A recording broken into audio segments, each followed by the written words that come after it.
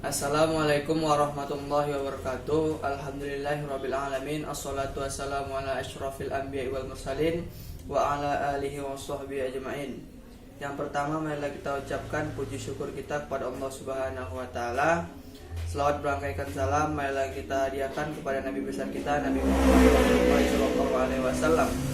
Semoga berbanyak selawatnya kita mendapatkan syafaatnya di hari yaumil kelak.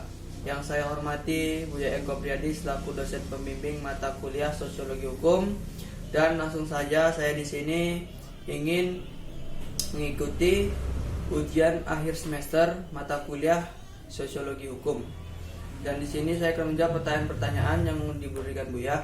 Yang pertama ialah mengenai perkembangan sosiologi hukum dan pemikiran Max Weber dan Emil Durkheim mengenai sosiologi hukum. Yang pertama, mengenai perkembangan sosiologi hukum pada saat ini mengalami kemajuan. Terlihat dari tumbuhnya aturan baru yang timbul pada masyarakat, dan peraturan tersebut banyak yang melaksanakannya. Dan peraturan tersebut muncul karena masyarakat tersebut butuh pedoman hidup dalam melaksanakan kegiatan kemasyarakatan. Oleh karena itu, sosiologi berkembang secara dinamis sesuai dengan keadaan zaman dan menjawab kebutuhan yang ada dalam masyarakat. Berikutnya pemikiran Emil Durkheim. Di dalam bukunya The Rule of Sociological menyatakan bahwa pada dasarnya sosiologi mempelajari tentang hal-hal yang disebut dengan sebagai fakta-fakta sosial. Pemikiran Max Weber ialah bahwa manusia digairahkan dan digerakkan dari dalam batinnya, yaitu keyakinannya. Sosiologi hukum dimulai dari memperenteng orde ekonomi dengan orde hukum. Menurutnya, perkembangan hukum dan masyarakat bergerak dan irasional menuju ke rasional, dan kemunduran transisi dari substantively rational law ke formalis rational law.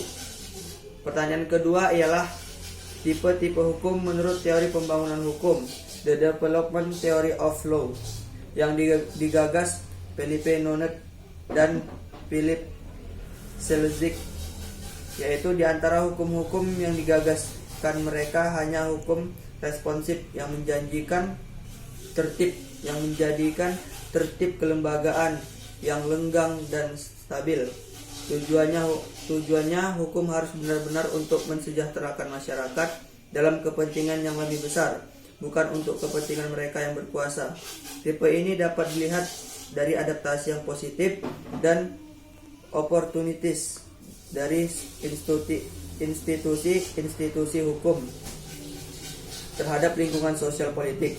Hal ini menunjukkan hukum berada pada kondisi subordinat atau di bawah pengaruh yang dikendalikan figur tokoh politik, dan disinilah mulanya muncul wajah represif. Pertanyaan ketiga ialah pendekatan struktur sosial. Ialah manusia tidak dapat bebas karena sudah terperangkap dalam tatanan sosial, dan juga merupakan sosiologi pengaturan yang khas dan stabil, yang mana dalam suatu masyarakat berinteraksi dan hidup bersama secara umum mengacu pada keteraturan dalam kehidupan sosial. Dinamika sosial ialah proses sosial dan perubahan sosial, dengan proses sosial sebagai pengaruh timbal balik antara berbagai segi kehidupan bersama. Ini dinamika sosial merupakan dasar sosiologi yang sering digunakan dalam konteks yang cukup luas dalam perubahan sosial dan sebagainya. Berikutnya ialah soal nomor 4 mengenai perubahan sosial dan pengaruhnya terhadap perubahan hukum, yaitu hukum diciptakan untuk mengantisipasi atau menghadapi persoalan hukum yang mungkin akan muncul perubahan hukum. Perubahan sosial berpengaruh terhadap perubahan hukum yang berlaku di masyarakat. Hukum dapat dijadikan sebagai alat pelayanan masyarakat ataupun sebagai rekayasa sosial, tergantung perubahan masyarakat serta kebutuhan masyarakat yang terus berkembang dari masa ke masa. Yang terakhir ialah soal nomor 5, yaitu hubungan hukum dan masyarakat, yaitu hukum ialah pengatur kehidupan masyarakat, Tidak mungkin dalam kehidupan tidak ada hukum atau aturan untuk keteraturan masyarakat, maka dari itu hukum muncul dan akan tercipta keteraturan apabila masyarakat itu melaksanakan hukum tersebut. Yang berikutnya, fungsi hukum sebagai alat penyelesaian sengketa, yaitu memelihara kemampuan masyarakat untuk menyelesaikan diri dalam kondisi kehidupan yang berubah, yaitu dengan cara merumuskan kembali hubungan-hubungan esensi antara anggota masyarakat. Di sini hukum membantu masyarakat untuk mendapatkan keadilan dalam sosial kehidupan.